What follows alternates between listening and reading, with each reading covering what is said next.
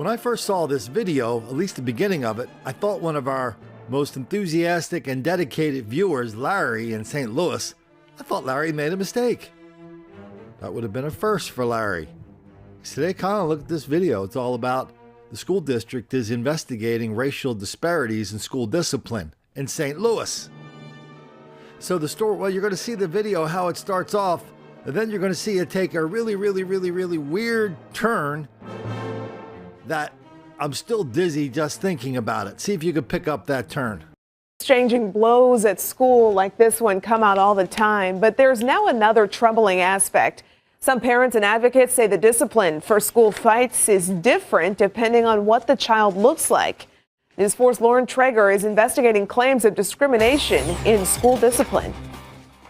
They keep fighting the same kid over and over for what? Stacy Washington says she can barely stand to watch this video, surveillance video from inside Hazelwood North Middle School. A girl in an orange jacket seen here standing in the far corner when seemingly out of nowhere she attacks Stacy's daughter. They made the picture no clearer. The video speaks for itself. But Stacy says it was far from the first time her daughter has been bullied at school. News 4 has chosen to conceal her daughter's identity. I was disgusted with the school district. In a lawsuit filed against administrators for Hazelwood School District, Stacy's lawyers outline multiple times they say Stacy's daughter was attacked in August 2016, twice in October that year, and again in March of 2017, the fight captured on video. Each time, Stacy says she tried to get the school district to do something, pointing out posts the other girls made, like this video she says was titled Adventures in Fighting. Do you think the school district should have done more to prevent these fights? Absolutely. But instead of getting at the root causes and figuring out who was really responsible, the school district, according to the lawsuit, simply suspended everyone involved in the fights, including Stacy's daughter. Here, you're suspending my child. Why? Because she's defending herself. I mean, how could you possibly get an education when you're steady getting suspended from school? She believes the punishment was unfair and feels it's because of her daughter's race. They didn't care because it's black kids fighting black kids. Why would they care? Stacy's beliefs, according to legal experts like Luz Maria Enriquez, may in fact be supported by startling statistics. I think that her experience really resembles what the data is confirming and suggesting. School discipline has historically come with disparities. National data from the Department of Education shows black boys are 3 times more likely to be suspended than white boys, often for the exact same offense. But new studies have recently broken the data down by gender. According to an ACLU study, black girls in Missouri are 6 times more likely to receive out-of-school suspensions compared to white girls. It's really surprising to me that the target population seems to be girls of color. Enriquez, a lawyer for Legal Services of Eastern Missouri, says school discipline can have lifelong consequences. Study after study shows that children who are suspended or expelled are more likely to be suspended again. They are more likely to drop out of school. They're more likely to repeat a grade. And all of that is linked to involvement in the juvenile and eventually the criminal justice system. Data, too, shows that black girls are the fastest growing segment of the juvenile justice system. In fact, Stacy's daughter was at first charged criminally for fighting, but the charges were later dropped. I wasn't going to allow my daughter to attend Hazelwood Central. At that point, the middle school failed my child. The school district told us they could not speak to pending litigation, but sent a statement saying in part, quote, "Please know that we take all student behavior incidents seriously and look at each one individually to determine the appropriate actions, punitive, corrective, and restorative." If you're not involved, they're pretty much going to punish your kid until they're kicked out. Stacy says her daughter is bubbly and social around her peers, but was reserved around us. She's had to get counseling, her mom says, in addition to being treated for concussions. She says she wanted to speak out to see changes in how schools dole out their discipline. Our tax dollars are paying them for what? Recent studies suggest that a big part of the problem is that black girls are often perceived as more adult-like than their peers and are disciplined more harshly as a result. Enriquez says the Federal Department of Education recommends using suspensions as a last resort, but she says in her experience, Missouri districts still adopt a more zero-tolerance approach to school fights, suspending all of those who are involved instead.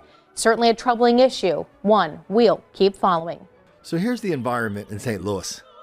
Every day now in St. Louis, they're doing the story of the kids out carjacking, robbing, stealing, looting stores, rampaging through the Del Mar Loop, robbing college students. Listen, St. Louis is one hot chocolate mess, and a lot of people who still live there still haven't totally gotten their minds around it.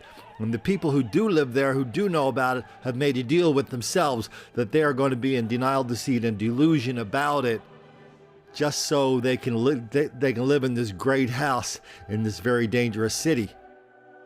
So now we come to the same people we see on the videos every night that are ruining St. Louis.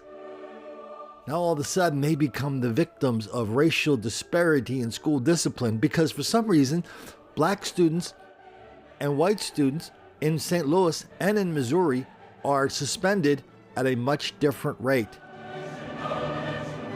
Wow. Black students and white students, well, here are the choices. One, black students and white students behave differently in class. Or two, the white teachers are picking on black students for no reason whatsoever. Well, let me tell you something, Channel 4 News investigators. If the school district is guilty of racial disparity on a small level, you guys are guilty of capital punishment level racial disparity for all the reporting that you do of black criminality in St. Louis. Oh, you don't call it that, but we see the pictures, we check the mugshots, the victims tell us what's going on. And so then we have the same choice when talking about your news coverage. One, you are picking on black people and ignoring this enormous amount of black criminality, or you're just following the stories where they go, which is black criminality in St. Louis is wildly out of proportion, so much so to the point where they have ruined this city, that once great American city, probably for good. So what is it, Channel 4? Are you the villains for doing stories telling the people in your audience what the hell's going on in St. Louis, even in the very limited fashion that you're doing it? Or are you 1,000 times worse than the school district for covering up white criminality, focusing on black criminality, focusing on this enormous disparity between black people and white people that you are perpetuating because everybody knows it's not true? So which one is it? St. Louis News 4 investigates. Good Lord, where do they get these goofy investigative reporters? Do you guys watch your own news channel? No, I wouldn't advise it, because watching Channel 4 News, watching any news in St. Louis, well, that's pretty much guaranteed to make the black kids angry.